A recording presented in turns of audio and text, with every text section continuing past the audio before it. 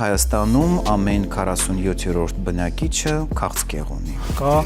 ագրեսիվ տեսակ է կրծքագեղձի քաղցկեղի դեպքերի շատացում։ Ինչու չի նահանջում, այլ հակառակը ավելի է շատանում։ Մեր միջավայրը, մեր սնունդը, մեր մթնոլորտը, ստրեսը, կյանքի դժվարությունները,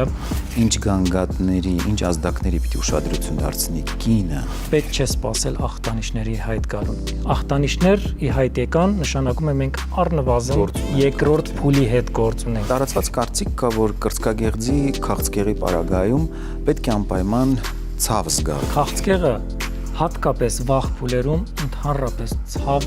ցավով չի ուղեկցվում։ Եթե ունենք 10 գոյացություն կամ փոփոխություն կրծքագեղձում, պետք է հիշել, որ ընդամենը 2-ն են քաղցկեղային լինելու, այդ մյուս